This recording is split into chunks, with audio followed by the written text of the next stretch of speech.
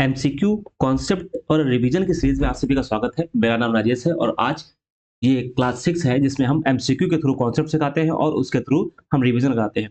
ये MCQ PYQ based है। जैसे पीवाईक्यू में क्वेश्चन आया है वही यहाँ पर डिस्कस किया जा रहा है और संपूर्ण भूगोल इसमें रिवीजन होगी, मतलब कि इसमें कोई भी चीजें छूटेंगे नहीं। अभी हम टॉपिक वाइज रिवाइज कर रहे हैं। जैसे इंडियन ज्योग्राफी में पहले हमने पहला चैप्टर को इंट्रोडक्शन को एमसीक्यू थ्रू समझा और पहले मैंने क्या किया था कि इंडियन ज्योग्राफी के ही एमसीक्यू रखा था, लेकिन अब क्या किया हमने वर्ल्ड ज्योग्राफी ज्योग्राफी के भी हमने यहाँ पर एमसीक्यू रखे हैं। मतलब कि इसमें 10-20 क्वेश्चन, टोटल 20 क्वेश्चन है। 10 क्वेश्चन इंडियन ज्योग्राफी के हैं और 10 क्वेश्चन किसके हैं? वर्ल्ड ज्योग्राफी के। वर्ल्ड ज्योग्राफी में मैं अभी क्लाइमेटोलॉजी इसमें डिस्कस कर रहा हूँ। ठीक है, तो चलिए आज का पहला क्वेश्चन देखते हैं। पहला क्वेश्चन है, भारत में भू आकृतियों की संरचना के संबंध में निम्नलिखित कथनों पर विचार कीजिए। तो यहाँ पर किसकी बात करना है? भू आकृतिक संरचनाओं के बारे में। तो पहला स्टेटमेंट है इसमें कि संरचनात्मक दृष्टि से मेघालय पठार दक्कन पठार का विस्तारित भाग है। मतलब कि जो मेघालय का पठार है, जिसको कार्बी एंगोंग का पठार भी कहते हैं, वो किसका भाग है? वो दक्कन के पठार का भाग है, मतलब कि प्रायद्वीपीय पठार है। दूसरा यहाँ पर है, दूसरा ऑप्शन है, दूसरा स्टेटमेंट है दूसरा स्टेटमेंट है कि कश्मीर घाटी का निर्माण एक समवर्ती घट से हुआ है। तो तीसरा स्टेटमेंट है, गंगा का मैदान एक अग्रभाग में बना है। चौथा स्टेटमेंट है, हिमालय भारतीय प्लेट यूरोपीय और चीनी प्लेट के त्रिकोणीय अभिसरण के परिणाम स्वरूप उत्पन्न हुआ है। तो कहता है कौन सा कथन सही है? 1 2 3, 1 2 4, 2 3, 1 3 4, 1 3 और 1 4। तो यहाँ पर आप देखें तो इसमें चौथा ऑप्शन गलत है। चौथा ऑप्शन क्यों गलत है? क्योंकि यहाँ पर त्रिकोणीय अभिसरण से नहीं हुआ है। हिमालय का निर्माण किससे हुआ है? तो हिमालय का निर्माण हुआ है भारतीय प्लेट और भारतीय प्लेट और यूरेशियाई प्लेट के टक्कर से, यूरेशियाई प्लेट के टक्कर से, प्लेट के टक्कर से इससे हुआ है ना? तो यहाँ पर चौथा ऑप्शन नहीं होगा, तो ये और ये नहीं होगा और 1 2 3 इसमें करेक्ट आंसर होगा।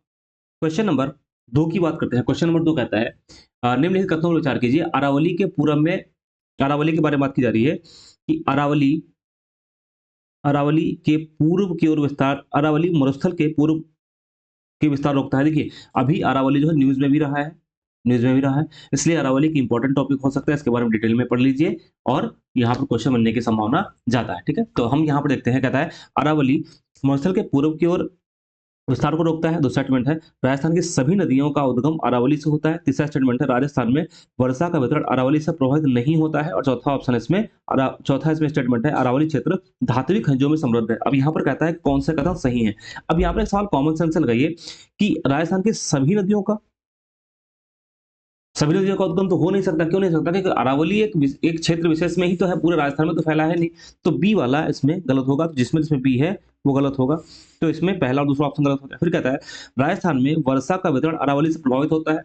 तो आपने जब मानसून वाला चैप्टर पढ़ा तो वहां पे देखा होगा कि अरावली प्रभावित करती है राजस्थान में वर्षा, वर्षा नहीं होती उसकी वजह से। क्यों? क्योंकि जो अरब सागर की एक शाखा है वो अरावली के समानांतर है, तो वहां पर टकराती नहीं है, जिसकी वजह से बरसात नहीं होती है। तो ये तो प्रभावित करती है। तो स्टेटमेंट सी भी गलत हो गया। तो इसमें आंसर क्या आ जाएगा? आंसर आएगा ए और डी।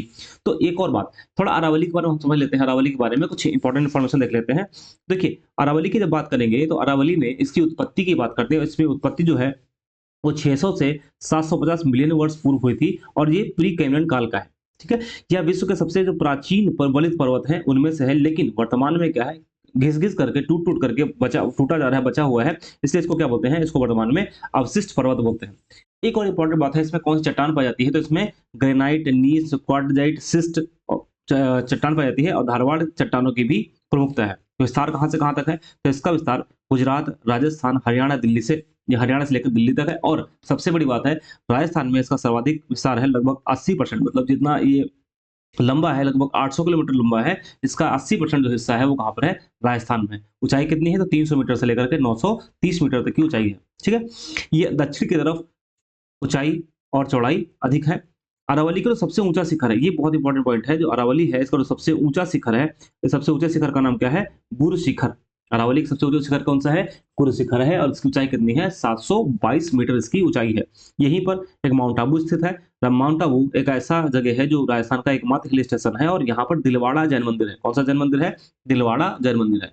इसके बाद अगर बात करते हैं इसके नाम, तो उदयपुर में इसका जरगा की पहाड़ियां कहते हैं, कुंभलगढ़ और गोमुंडा में भोराल की पहाड़ी कहते हैं, टोडगढ़ में मड़वाड़ा कहते हैं, दिल्ली में दिल्ली कटक कहते हैं, जहां पर इसको रायसीना हिल्स के नाम से जानते हैं। अब एक और इंपॉर्टेंट पॉइंट जो हमने अभी पढ़ा था नदियों के बारे में, कि 3 प्रमुख नदियां अरावली से निकलती हैं, जिसमें एक लूनी नदी है, एक बनास नदी है, एक कौन सी है? साबरमती नदी।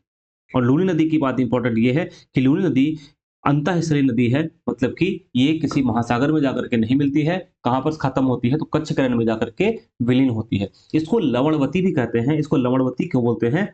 इसको लवणवती इसलिए बोलते हैं, साल्टी रिवर है, साल्टी रिवर है क्यों? क्योंकि ये जब ये चलना शुरू करती है, अपने उद्गम से आगे बढ़ती है, तो इसका जल मीठा होता है, और आगे जब पहुंचती है तो फिर क्या होता है? इसमें खारापन बढ़ जाता है। यहाँ से बनास निकलती है। बनास किसकी सहायक है? चंबल की। और साबरमती कहाँ पर खत्म होती है? तो भारत की खाड़ी में खत्म होती है। साबर झील की बात करेंगे तो भारत की सबसे बड़ी खारे पानी की झील है, अंतः इसलिए सबसे बड़ी झील है, और चारों तरफ से अरावली से घिरी है। और यहाँ पर दूसरा इंपॉर्टेंट पॉइंट ये है कि यहाँ पर कौन कौन से, हाँ एक और बात जो स्टेटमेंट दिया था, मरुस्थल को पूरब की तरफ फैलने से रोकता है। यही तो स्टेटमेंट है कि मरुस्थल को पूरब की तरफ फैलने से रोकता है। यहाँ पर खनिज कौन कौन से पाए जाते हैं? तो खनिज 2 प्रकार के पाए जाते हैं, धात्विक और अधात्विक। धात्विक खनिज में कॉपर यानी कि तांबा, और मोस्ट इंपॉर्टेंट कहां पर है? खेतड़ी की खार में पाया जाता है। ऐसे ही आयरन जयपुर में, और चांदी अभ्रक कहां पर ये सब मिलता है? ये राजस्थान में मिलता है, अरावली के आसपास मिलता है। अधात्विक में चूना पत्थर, बलुआ पत्थर और सफेद संगमरमर, इसको बोलते हैं मकराना। और आपको पता है कि ताजमहल सफेद है तो संगमरमर से बना है, वो कौन सा संगमरमर है? मकराना। और दूसरी जगह Victoria memorial Kolkata, Victoria memorial जो कोलकाता है, वहां पर भी इसी संगमरमर का प्रयोग हुआ है। ठीक है। और यहीं पर क्या है? एक दर्रा है, इसको बोलते हैं गोरन घाट। दर्रा कहां पर है? ये है गुरु शिखर को माउंट आबू से अलग करता है। और ग्रेट बाउंड्री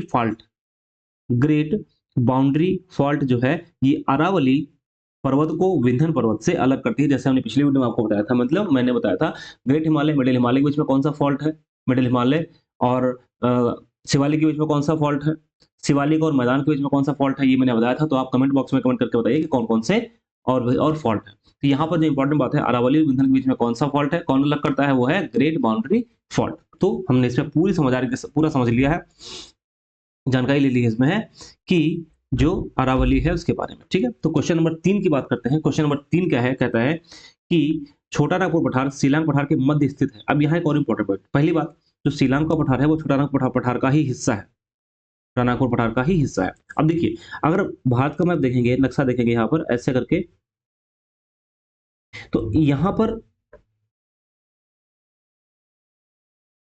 पर मेघालय मिल जाएगा, इस जगह मेघालय है, और यहाँ पर ये छोटा नागपुर पठार है। यहाँ पर बांग्लादेश है ये, ठीक है, बांग्लादेश है। तो एक इंपॉर्टेंट पॉइंट ये है कि बांग्लादेश जो है वो जब भारत बन रहा था, मतलब कि जब भारत दक्षिण से उत्तर में, मतलब कि जब गोंडवाना लाइन से टूट करके उत्तर में गया, तो जो यूरेशिया प्लेट उसमें टकराया, तो यहाँ पर एक गैप बन गया, गड्ढा होगा, टूट करके ये वाला हिस्सा इधर चला गया, ये हिस्सा टूट करके इधर चला गया, तो यहाँ गड्ढा हो गया। तो इसको बोलते हैं मालदा गैप। इसको क्या बोलते हैं? मालदा गैप बोलते हैं, या इसको कहते हैं, दूसरा नाम क्या इसका है? तो गारो राजमहल गैप, गारो राजमहल गैप कहते हैं इसको, गारो राजमहल गैप कहते हैं। गारो कहाँ है? ये मेघालय में है। और राजमहल कहाँ है? ये छोटा नागपुर पठार में है, या कह सकते हैं झारखंड में है, छोटा नागपुर पठार में है। ठीक है। तो यहाँ पर गड्ढा बन गया। इस गड्ढे को जो बहुत सी नदियां थी, मतलब बहुत सी विभिन्न नदियां, अलग अलग गंगा और उसके जो सहायक नदियां हैं, इसको ला करके भर दिया, मतलब अवसाद से भर गया।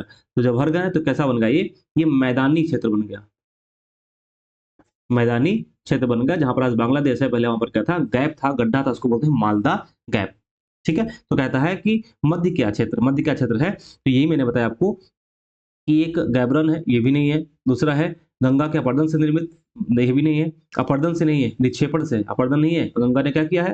गंगा की नदियों ने क्या किया है? मैदान को डिपॉजिट किया है, निक्षेपित किया है। एक निम्न भ्रंशित प्रदेश, ये भी नहीं है। अब जो मैंने बताया, एक निम्न अवनत प्रदेश जिसमें गंगा के अवसादों का निक्षेपण हुआ है, इसलिए आंसर क्या होगा इसका? करेक्ट आंसर होगा करेक्ट डी। ठीक है, अब क्वेश्चन नंबर 4 की बात करते हैं। कहता है भारतीय प्रायद्वीपीय पठार के संबंध में निम्नलिखित कथनों में से कौन सा सही है? देखिए, प्रायद्वीपीय पठार की बात कर रहे हैं। प्रायद्वीपीय पठार में क्या है कि प्रायद्वीपीय पठार, पहला स्टेटमेंट क्या है? प्रायद्वीपीय दक्कन पठार उत्तर से दक्षिण की ओर धीरे धीरे ऊंचा होता है। दूसरा स्टेटमेंट, मालवा पठार विंध्यन स्कार्प्स का प्रभावी है जो पठार का पूर्वी किनारा बनता है। तीसरा स्टेटमेंट, पश्चिमी सतपुड़ा नर्मदा और तापी को अलग करता है। और चौथा स्टेटमेंट है, छोटानागपुर पठार आर्कियन ग्रेनाइट और ग्रेस शैलों से निर्मित है। अब कहता है कौन सा इसमें कथन सही है? पहला ऑप्शन है 1 2 3 4, दूसरा ऑप्शन है 1 3 4, चौथा ऑप्शन, तीसरा ऑप्शन है 2 4 और चौथा ऑप्शन है 1 3। इसमें सही आंसर क्या है इसका? सही आंसर है 1 3 और 4। दो नहीं सही, क्यों? दो इसलिए सही नहीं है क्योंकि ये अग्र पूर्वी भाग नहीं है। ये जो मालवा का पठार है, ये मालवा का पठार कहाँ पर है? तो ये अरावली और विंध्यन के मध्य में है। तो मालवा का पठार कहाँ पर है? अरावली और विंध्यन के मध्य, अरावली और विंध्यन के मध्य है। ध्यान रखना इसको, अरावली और विंध्यन के मध्य कौन है? तो मालवा का पठार। ठीक है, इसलिए इसका आंसर क्या होगा? आंसर होगा बी। अगला क्वेश्चन है, क्वेश्चन नंबर 5 है, भारत में कठोर एवं स्थित उन्नत भूमि, अनावृत शैल और कगारों की श्रृंखला निम्नलिखित में से किसकी विशेषता है? उत्तरी पर्वत, प्रायद्वीपीय पठार, उत्तरी मैदान और तटीय मैदान। तो इसका आंसर क्या होगा? करेक्ट, इसका आंसर होगा प्रायद्वीपीय पठार। देखिए, प्रायद्वीपीय पठार की जब बात करते हैं तो ये प्रायद्वीपीय पठार भारत का सबसे पुराना हिस्सा है। प्रायद्वीपीय पठार कैसा है? ये भारत का सबसे पुराना हिस्सा है, सबसे पुराना हिस्सा है। और क्यों सबसे पुराना हिस्सा है? क्योंकि ये गोंडवाना लैंड का हिस्सा है, गोंडवाना लैंड का हिस्सा है। और खास बात क्या है, यहाँ पर क्या है? खनिज संसाधन पाए जाते हैं। यहाँ पर खनिज संसाधन पाए जाते हैं, खनिज संसाधन पाए जाते हैं। और क्योंकि ये कठोर और स्थिर उन्नत भूमि है, स्थिर उन्नत भूमि का मतलब यहाँ पर क्या है कि यहाँ पर बहुत स्थिरता है। ठीक है, और कगारों का मतलब क्या है? इसमें जो साइड्स पाए जाते हैं, जैसे एग्जांपल में यहाँ भारत है तो यहाँ पर एक कगार इधर हो गया, एक कगार क्या हो गया? पूरब में हो गया। तो इसका आंसर सही, क्या आंसर सही है? बी। क्वेश्चन नंबर 6 की बात करते हैं। क्वेश्चन नंबर 6 है कि निम्नलिखित कथनों पर निम्नलिखित कथनों में कौन सा सही नहीं है? कौन सा सही नहीं है? शिलांग पठार प्रायद्वीपीय पठार का एक पृथक अवशेष है। दूसरा, अरावली पर्वत भारत की प्राचीनतम पर्वत श्रृंखला है। विंध्यन वलित पर्वत का उदाहरण है। राजमहल उच्च भूमि लावा निक्षेप से निर्मित है। तो आप काम करिए, पहले यहाँ पर वीडियो पॉज करिए और आप ये देखिए, इसका आप सोचिए आंसर कौन सा है। तो इसके बाद आप फिर देखिए मैंने क्या एक्सप्लेन किया। तो इसका जो सही आंसर है वो तो सी इसका आंसर होगा, क्योंकि विंध्यन पर्वत एक वलित पर्वत का उदाहरण नहीं है। ये वलित पर्वत का उदाहरण नहीं है। ये कैसा है? तो ब्लॉक माउंटेन। कैसा माउंटेन है? Block mountain. अच्छा, आज वर्तमान में देखेंगे, वर्तमान में कैसा है? तो बहुत टूट फूट गया है, इसका पर्दन हो गया है, अवक्षेप अवक्षेप मतलब टूट फूट गया है। तो इसका कैसा है? तो अवशिष्ट पर्वत। वर्तमान में कैसा है? अवशिष्ट पर्वत है। तो इसका आंसर सही क्या होगा? आंसर करेक्ट होगा सी। अब आता है भारतीय मरुस्थल के बारे में। भारतीय मरुस्थल के बारे में निम्नलिखित तथ्यों में विचार कीजिए, कौन सा सही है? सही बात कर रहा है। भारतीय मरुस्थल अरावली पहाड़ियों के पश्चिमी किनारे पर स्थित है। दूसरा स्टेटमेंट, इस क्षेत्र में प्रतिवर्ष 150 मिलीमीटर से अधिक कम वर्षा होती है। तीसरा स्टेटमेंट है, लूनी इस क्षेत्र की एकमात्र बड़ी नदी है। और चौथा स्टेटमेंट है, उपरोक्त सभी। तो वीडियो पॉज करिए और आंसर लगाइए। आंसर क्या होगा इसका? डी करेक्ट आंसर होगा। क्यों? क्योंकि इसमें तीनों ऑप्शन ऊपर के सही है। ठीक है, क्वेश्चन नंबर 8 की बात करते हैं। तो क्वेश्चन नंबर 8 जो किससे रिलेटेड है? वो मैदानों से रिलेटेड। निम्नलिखित में से शिवालिक गिरिपद के समानांतर पतली पट्टी कौन सी है जहां पर्वत श्रेणियों से बाहर निकलकर धाराएं और नदियां बड़े शैल के और गोलार्ध जैसी भारी सामग्रियों को निक्षेपित करती हैं? यहाँ पर किसके बारे में सवाल है? ये सवाल है किसके बारे में? मैदान के बारे में सवाल है। किसके बारे में सवाल है? तो प्लेन के बारे में सवाल है, मैदान के बारे में सवाल है। तो देखिए, सबसे पहले बात आप जानते हैं कि भारत में सबसे ऊपर क्या है? सबसे ऊपर देखेंगे तो ग्रेट हिमालय यहाँ पर, फिर मिडिल हिमालय इसमें है यहाँ पर, और इसके बाद में क्या है? शिवालिक है। शिवालिक है। शिवालिक के बाद ये शिवालिक हो गया, ये शिवालिक हो गया। तो शिवालिक के गिरिपद का मतलब है कि गिरि मतलब पर्वत है, पद का मतलब क्या है नीचे, शिवालिक के पैरों के पास में। तो यहाँ पर क्या होता है, जो नदियां होती हैं वो क्या करती हैं, अपने साथ लाए गए कंकड़ पत्थर को, मतलब अपने साथ लाए गए अवसाद को क्या करती है, जमाती हैं। यहाँ पर इसका जमा होता है ऐसे, यहाँ पर इसका जमा होता है यहाँ पर। तो शिवालिक के समानांतर जिसका जमा होता है वो क्या है, उसको बोलते हैं भाभर, उसको क्या बोलते हैं, भाभर। इसके बाद, इसके बाद जिसका जमा होता है, महीन कंकड़ पत्थर जिनका जमा होता है, इनको क्या बोलते हैं, तो इनको बोलते हैं तराई। इनको क्या बोलेंगे, इनको बोलेंगे तराई। और इसके बाद में क्या होता है, तराई।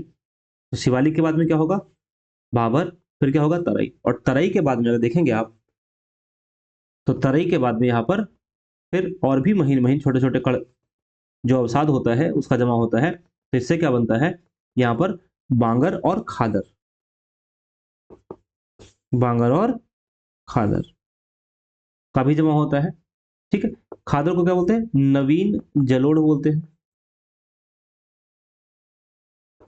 और बांगर को क्या बोलते हैं, पुरानी जलोढ़, पुरानी जलोढ़ कहते हैं। ठीक है, तो यहां पर सवाल क्या है कि गिरिपद के समानांतर, शिवालिक के गिरिपद के समानांतर कौन है, तो भाभा। इसलिए इसका आंसर क्या होगा, इसका आंसर होगा करेक्ट सी। ठीक है, आइए थोड़ा इस टॉपिक के बारे में थोड़ा और डिटेल में समझ लेते हैं, ताकि आपको आगे कोई दिक्कत ना हो क्वेश्चन समझने में। देखिए, उत्तर भारत का जो विशाल मैदान है उसको दो भागों में डिवाइड कर सकते हैं। एक तो कर सकते हैं भौतिक या स्थलाकृति के आधार पर, दूसरा है प्रादेशिक के आधार पर, मतलब कि एरिया के बेसिस पर, रीजनल के, रीजन के बेसिस पर। तो भौतिक या स्थलाकृति के आधार पर होता है भाबर होता है, तराई होता है, बांगर होता है, खादर होता है और डेल्टा होता है। ये 5 प्रकार के होते हैं। और प्रादेशिक में राजस्थान का मैदान, गंगा का मैदान और ब्रह्मपुत्र का मैदान, ये 3 होते हैं। ठीक है, बांगर को ही भूड़ कहते हैं और रेह कहते हैं। अब यहाँ पर एक नोट समझ लीजिएगा, सोडा प्लेन कहाँ पर है, दीपसांग मैदान कहाँ है, दिवसाई का मैदान कहाँ है, और लिंगटांग का मैदान कहाँ पर है, जम्मू कश्मीर में। ये आगे क्वेश्चन मिलेगा भी आपको कि दीपसांग का मैदान कहाँ पर है, जम्मू कश्मीर में। मैदानों का निर्माण अगर देखें तो कब हुआ है, तो टेक्टोनिक प्लेट की वजह से हुआ है। वहां पर आप डिटेल में पढ़ेंगे कि जियो सिंक्लाइन वाला जो कॉन्सेप्ट है उसको पढ़ेंगे तो समझ में आ जाएगा। तो भाबर, भाबर क्या है, इसका निर्माण कहाँ है, तो अभी मैंने बताया गिरिपदी क्षेत्र में होता है। इसका निर्माण कहाँ है, गिरिपदी क्षेत्र में होता है। पर्वत से उतरने वाली नदियां, नदी वेग, परिवहन क्षमता, अपरदन की अधिकता के कारण सारा मलबा लाती हैं, और गिरिपद के पास अचानक ढाल कम हो जाता है। इसकी वजह से क्या करती है, वो वहां पर मलबे को जमाती है। जो मलबा होता है इसमें बड़े बड़े पत्थर, बजरी और कंकड़ आदि होता है। ठीक है, इस जमे हुए मलबे को क्या बोलते हैं, भाबर बोलते हैं। और यह अत्यधिक पारगम्य होता है, और यहाँ पर छोटी नदियां और इसमें छोटी नदियां क्या होती हैं, गायब हो जाती है। और उसके बाद में भाबर के आगे चलने पर क्या होता है, इन सरिताओं के मतलब जब भाबर से आगे वो नदी बढ़ती है तो कई सरिताओं में वो निकलती है। फिर उसके बाद में क्या होता है, तराई होता है। तराई क्या है, तराई जब भाबर के पैरेलल देखेंगे तो तराई मिलेगा। और आगे चलकर क्या होता है, जो नदियां वहां पर गायब हुई थी वो यहाँ पर क्या होती है, निकल आती हैं। ये क्षेत्र कैसा होता है, नमीयुक्त होता है और दलदली वाला क्षेत्र होता है। और ये क्षेत्र पूरब में अधिक चौड़ा है। ठीक है, यहाँ पर वनस्पति और वन्य जीव की अधिकता पाई जाती है। ये जो जमीन है वो, अच्छा पहले जो भाबर है वो खेती के मतलब कृषि के लिए उपयोगी नहीं है, लेकिन तराई जो है वो कृषि के लिए उपयोगी है। उपयोगी तब है जब मानव इसको साफ करके इसमें कृषि योग्य कार्य कर सकता है। चावल, गन्ना, ज्वार इत्यादि इसमें क्या करते हैं, इसमें हम लगा सकते हैं। ठीक है, तो हमने इसकी बेसिक जानकारी यहाँ पर ले ली। अगले क्वेश्चन, क्वेश्चन नंबर 9 की बात करते हैं। भाबर, बांगर, खादर, डेल्टा, दलदल, शिस्ट, कंकड़ पत्थर, कंकड़ कंकड़ पत्थर। अब देखो यहाँ पर, अभी मैंने इसमें मिलान करना है, तो मैंने आपको अभी थोड़ी देर पहले बताया इसमें है कि जो तराई वाला हिस्सा है, तराई वाला हिस्सा, भाबर वाला हिस्सा, दरअसल इसमें कहीं लिखा नहीं है। तो भाबर क्या होता है, भाबर में क्या होता है कि बहुत ज्यादा बजरी होती है, बहुत ज्यादा क्या होती है, बजरी होती है। तो इसका मतलब हुआ कि इसमें जो ए है उसका क्या होगा, कंकड़। बजरी मतलब क्या है यहाँ पर, कंकड़ 3।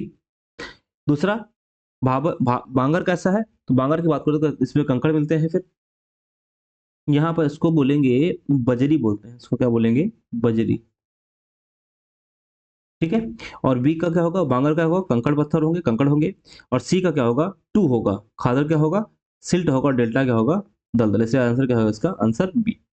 अब क्वेश्चन नंबर 10 की बात करते हैं। दीपसांग, दीपसांग मैदानों के संबंध में निम्नलिखित कथनों पर विचार कीजिए। ये कह रहा है, पहला स्टेटमेंट है, ये उपजाऊ जलोढ़ मिट्टियों से बने हैं। दूसरा स्टेटमेंट है, ये मैदान उच्च ऊंचाई वाले क्षेत्रों में पाए जाते हैं, और तीसरा है ये घने शंकुधारी वनों से ढके होते हैं। और मैंने अभी आपको थोड़ी देर पहले बताया है, थोड़ी देर पहले बताया था मैंने, अभी जस्ट थोड़ी देर पहले बताया था देवसांग कहाँ पर होते हैं, तो जम्मू कश्मीर में है, तो उच्च ऊंचाई वाले क्षेत्रों में होते हैं। तो इसका मतलब है स्टेटमेंट नंबर 2 सही है।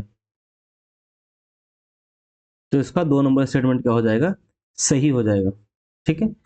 अब एक और बात समझिएगा इसमें, इसका जो निर्माण है वो एलुवियल सॉइल से नहीं हुआ, जलोढ़ से नहीं हुआ है, किससे हुआ ये है, तो इसका निर्माण जो हुआ है वो हिमानी के पिघलने से हुआ, हिमानियों के पिघलने से हुआ है,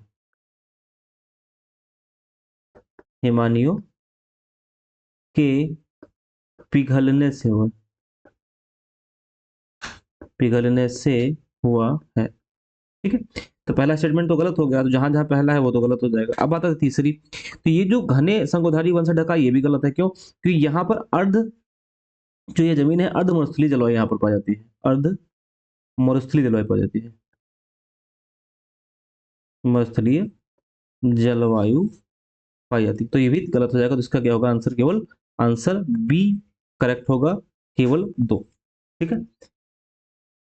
तो इंडियन ज्योग्राफी में जो क्वेश्चन थे वो यहाँ पर कंप्लीट हो गए हैं। अब हम लोग क्लाइमेटोलॉजी वाले पार्ट के क्वेश्चन डिस्कस करते हैं। पहला सबसे आसान सवाल है, निम्नलिखित में से किसे वायुमंडल के प्राकृतिक संरचना के लिए कार्बन डाइऑक्साइड की उपयुक्त सांद्रता मानी जाती है? 0.02%, 0.03%, 0.04% और 0.05%। तो इसका सही आंसर क्या होगा? इसका सही आंसर होगा आंसर बी। तो चलिए वायुमंडल में कौन कौन सी गैसें पाई जाती हैं इसके बारे में थोड़ा समझ लेते हैं हम यहाँ पे। तो वायुमंडल की बात करेंगे, आपको दिखाई दे रहा होगा यहाँ पर कि ये जो हमारा वायुमंडल है, हमारे वायुमंडल में सबसे ज्यादा जो गैस मिलती है वो कौन सी है? नाइट्रोजन। कितना है? लगभग 78% के आसपास में। और दूसरे नंबर पर कौन सी वायु मिलती है? दूसरे में कौन सी गैस मिलती है? वायुनिक गैस यहाँ पर बोलेंगे। सबसे ज्यादा कौन सी गैस पाई जाती है? नाइट्रोजन। दूसरी सबसे ज्यादा गैस कौन सी पाई जाती है? इसका नाम है ऑक्सीजन। ऑक्सीजन और नाइट्रोजन को जब मिला लेंगे तो कितना हो जाएगा? लगभग 99%। तो यही दोनों गैस हैं। बाकी कार्बन डाइऑक्साइड कितनी है? 0.03%, और आर्गन कितनी है? 0.93% है। ठीक है। तो इसका सही आंसर क्या होगा? इसका करेक्ट आंसर यहाँ पर होगा आंसर ऑप्शन बी। ठीक है। अब क्वेश्चन नंबर 12 की बात करते हैं। क्वेश्चन नंबर 12 कहता है कि निम्नलिखित में से कौन सा मंडल वायु की स्तरों एवं उसके अभिलक्षणों को सही मिलान करता है? मतलब यहाँ पर मंडल दिया है और कहता है कि कौन सा सही है। तो पहला है क्षोभ मंडल, में क्या होता है? मौसम संबंधी घटनाएं। दूसरा है समताप मंडल, ओजोन। आयन मंडल, पृथ्वी की सतह की ओर परावर्तित होने वाले रेडियो तरंगे। और मेसोस्फेयर क्या होता है यहाँ पर? जो पोलर लाइट है इसको हम क्या कहते हैं? अरोरा बोरालिस, और अरोरा क्या बोलते हैं? ऑस्ट्रालिस। तो यहाँ पर कहता है कि कौन सा मिलान सही है। तो इसमें जो मौसम संबंधी घटनाएं होती हैं वो सब कहाँ होती है? वो क्षोभ मंडल में होती है। तो पहला सही हो गया। फिर ये तो सबको पता है, आप सबको भी पता होगा कि समताप मंडल में क्या मिलती है? ओजोन मिलती है। दूसरा भी सही हो गया। तीसरा आयनोस्फेयर, जहां पर आयनीकृत गैसें होती हैं, वहां पर जो पृथ्वी की सतह से रेडियो वेव्स आती है उनको क्या करती है? वापस रिफ्लेक्ट करती है। तो तीसरा भी सही हो गया। और चौथे की जब बात करेंगे तो चौथा क्या है कि मध्य मंडल, मेसोस्फेयर में क्या होता है? ध्रुवीय ज्योति, पोलर लाइट। ये हो गया क्या? ये हो गया गलत। क्यों भाई गलत क्यों हो गया? तो यहाँ पर पोलर लाइट नहीं होती है, यहाँ पर जो उल्का पिंड होते हैं वो जलना शुरू कर देते हैं। ये क्वेश्चन आपसे पूछ सकता है कि उल्का पिंड जलना कहाँ शुरू करते हैं? तो उल्का पिंड जलना कहाँ शुरू करते हैं? वो करते हैं मीजोस्फेयर, यानी मध्य मंडल। उल्का पिंड का जलना कहाँ से शुरू होता है? मध्य मंडल से। तो इसका सही आंसर क्या होगा? 1, 2 और 3। तो यहाँ पर जो पोलर लाइट है इसको बोलते हैं अरोरा ऑस्ट्रालिस और अरोरा बोरालिस। वो कहाँ से, वो किस उसमें मंडल में होती है? तो यहाँ पर आप देखेंगे, यहाँ पर जो अरोरा की घटना है, वो अरोरा की घटना कहाँ पर होती है? वो होती है, आप देखेंगे यहाँ पर, तो ये होती है आयन मंडल में। आयन मंडल का मतलब क्या है? ताप मंडल में अरोरा की घटना होती है। यहाँ पर क्या होता है? यहाँ पर अरोरा ऑस्ट्रालिस और अरोरा बोरालिस होता है। इस बात को आप इसमें ध्यान रखिएगा यहाँ पर कि ये कहाँ पर होता है? तो आयन मंडल में, आयन मंडल में। ठीक है। तो क्वेश्चन नंबर 12 का आंसर क्या होगा? आंसर होगा सी। अब अगर हम बात करें यहाँ पर क्वेश्चन नंबर 13 के, 13 क्या कहता है कि निम्नलिखित में वह कौन सा सही क्रम है जिसमें जैसे जैसे कोई भूपृष्ठ से दूर जाता है गैस वायुमंडल से लुप्त जाती है? मतलब इसमें ये क्वेश्चन है, कहता है कि जैसे जैसे आप सतह से ऊपर जाते हैं वैसे वैसे गैस, कौन कौन सी गैस खत्म होती है? तो क्वेश्चन समझ में आ गया होगा कि सतह से भूपृष्ठ से दूर दूर जितना जाते जाएंगे इन गैसों के तापमान, इन गैसों के अनुपात बदलते जाएंगे, या तो कम होते जाएंगे, लुप्त होते जाएंगे। जैसे कार्बन डाइऑक्साइड को कितना होता है 90 किलोमीटर, सतह से 90 किलोमीटर। ऑक्सीजन कितना है 120 किलोमीटर, 120 किलोमीटर।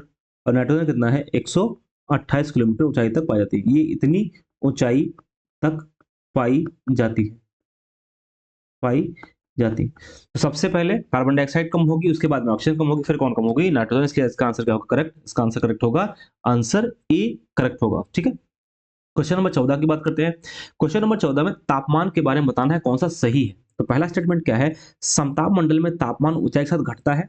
दूसरा स्टेटमेंट क्या है, समताप मंडल में विभिन्न ऊंचाई पर तापमान स्थिर रहता है। तीसरा स्टेटमेंट क्या है, क्षोभ मंडल में 6.5 डिग्री सेंटीग्रेड प्रति किलोमीटर की औसत दर से तापमान औसत दर से ऊंचाई तापमान साथ बढ़ता है। और चौथा ऑप्शन क्या है, चौथा ऑप्शन है क्षोभ मंडल में 6.5 डिग्री सेंटीग्रेड प्रति किलोमीटर की औसत ऊंचाई दर से तापमान घटता है। तो इसका आंसर क्या करेक्ट होगा, आंसर करेक्ट होगा डी। क्यों करेक्ट होगा, क्योंकि इसको बोलते हैं नॉर्मल लैप्स रेट। इसको क्या बोलते हैं, इसको बोलते हैं नॉर्मल लैप्स रेट, सामान्य पतन दर इसको कहते हैं, सामान्य पतन दर कहते हैं। इसमें क्या होता है, इसमें क्षोभ मंडल में सतह से 165 मीटर की हाइट पर जाने पर 1 डिग्री टेम्परेचर क्या होता है, कम होता है। और 1 किलोमीटर की ऊंचाई पर जाने पर 6.5 डिग्री सेंटीग्रेड क्या होता है, टेम्परेचर कम होता है। तो इसका आंसर क्या होगा, डी करेक्ट होगा। ठीक है, इसका डी आंसर क्या होगा, करेक्ट होगा। अगला क्वेश्चन नंबर 15 है, वायुमंडल पृथ्वी के वायुमंडल के संदर्भ में निम्नलिखित कथनों में से कौन सा सही है, कौन सा सही है की बात कर रहा है। भूमध्य रेखा पर प्राप्त होने वाले सूर्य तप की कुल मात्रा, सूर्य तप की कुल मात्रा ध्रुवों पर प्राप्त होने वाले सूर्य तप की कुल मात्रा का 10 गुनी होती है। दूसरा, अवरक्त किरणें सूर्य तप के लगभग 2/3 भाग में होती है। तीसरा, अवरक्त किरणें, अवरक्त तरंगें निचले वायुमंडल में संकेंद्रित जलवाष्प द्वारा बृहद रूप से अवशोषित होती हैं। और चौथा, अवरक्त तरंगें और विकिरण की विद्युत चुंबकीय तरंगों के दृश्यमान स्पेक्ट्रम का भाग है। सही आंसर क्या होगा इसका, सही आंसर होगा सी। सही आंसर क्या होगा, इसका सही आंसर होगा सी। ठीक है, क्वेश्चन नंबर 16 की बात करते हैं। वायुमंडल के किस मंडल में 1000 मीटर की ऊंचाई जाने पर 6.5 डिग्री सेंटीग्रेड की दर से तापमान कम होता है। और मैंने अभी आपको बताया कहां पर होता है, ये क्षोभ मंडल में होता है, ट्रोपोस्फेयर में होता है। इसको क्या बोलते हैं, नॉर्मल लैप्स रेट कहते हैं। इसको क्या कहते हैं, नॉर्मल लैप्स रेट कहते हैं।